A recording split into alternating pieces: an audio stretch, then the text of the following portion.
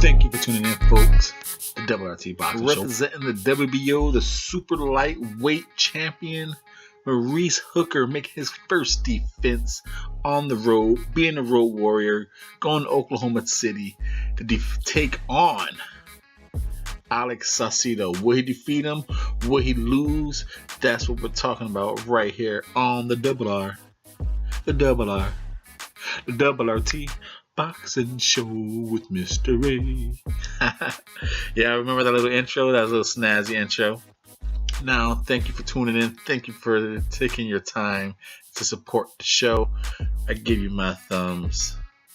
Bring it on back. Hit that thumbs up. Subscribe if you have not already.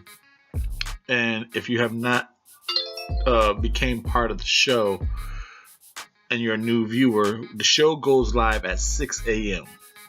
I start the morning off so you can have your eggs, have your bacon, and have your boxing. Eggs, bacon, and boxing. The Double RT Boxing Show, the morning show. We talk that boxing. You eat your eggs and bacon. The eggs, bacon, and boxing show with your host, Mr.A, the Double RT Boxing Show. Now, we'll get into what you tuned in for. The Maurice Hooker taking on Alex Saucedo. Now, at first, I was a little bummed off that, Maurice Hooker wasn't in the tournament and Alex Saucedo even got this shot. Me personally, I thought Alex Saucedo was going to be a bumped up, a blown up welterweight for Terence Crawford, but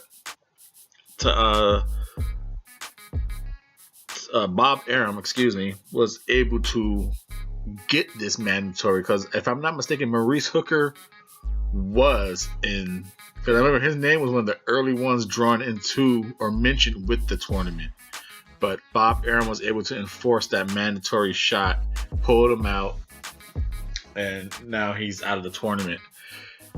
Now, this fight itself is pretty interesting, considering both these fighters are pretty much known for their last fight. Hooker beating Flanagan, Saucedo taking that crazy ass war with Lenny Z.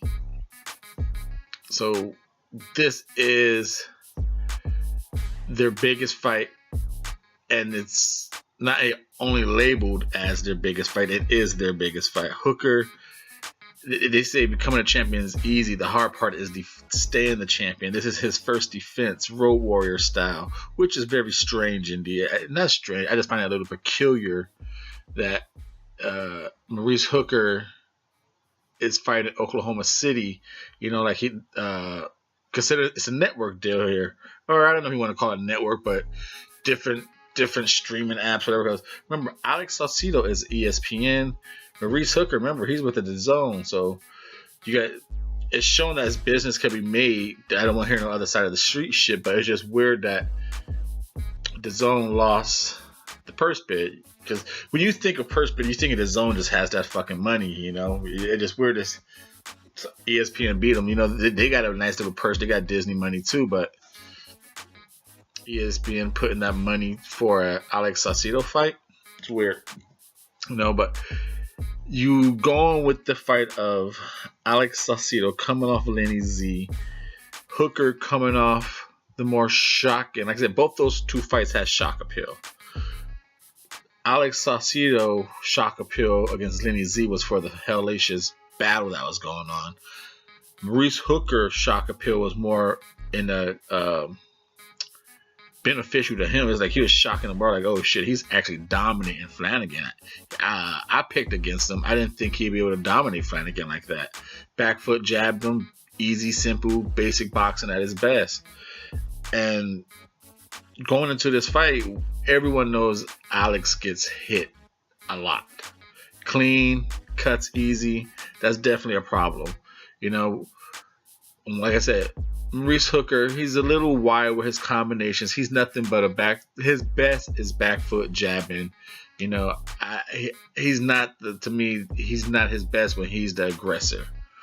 And Alex Saucedo, to me, is a come forward fighter, throws in good combinations. So I give him the better punch combination variation. It seems he has the better punch selection like that. Power, He hit Lenny Z with a lot of shots. Lenny Z didn't go that. I would say with the linkiness and the delivery, I will say Maurice Hooker has the power. Because, I tend to favor linky guys on power.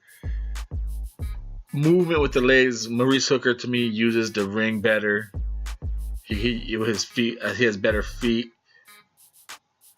for the ring usage. Now, better defensively.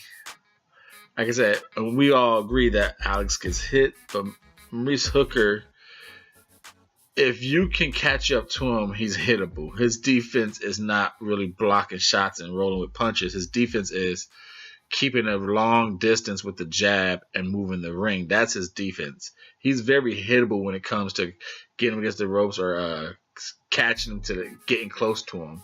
He's not too slick. But defensively, just for the jab control, the gap, and the legs, I lean with Hooker. Saucedo gets, like I said, the combination, the punching, the body attacks. I give that to also the punch selection. Power with the linkiness, I lean with Hooker. Defensive with Hooker. I'm going to go with Hooker to defend his title and defeat Alex Saucedo in his hometown. I think Alex Saucedo will be scrappy, be aggressive with his feet, throw combinations, land a few good shots, but I don't see him getting within the jab and the movement. I don't think he's going to have the feet to cut off Hooker. Now, for him to win, he might throw like a surprise and just throw a check hook where Hooker is moving to, that might catch Hooker. But I think for the most part, Hooker was going to keep his distance, jab 1-2, 1-2. Occasionally be the aggressor when he can. But I think he's just going to use his height, reach, his legs, much like he did Flanagan. I think, and you let Alex momentum work against him. This is the Double RT Boxing Show. I'm your host, Mr. A. Thank you for tuning in. Hopefully you have hit that thumbs up. New viewer, hope you are like, you know what? This is entertainment. I'm becoming a new subscriber. And I will tune in to the Double RT Boxing Show, the morning show, eggs, bacon, and boxing at 6 a.m. Monday through Friday, 6 a.m. California time, Pacific time, California time. The Double RT Boxing Show. I'm your host, Mr. A. Going live, 6 a.m. Tune in.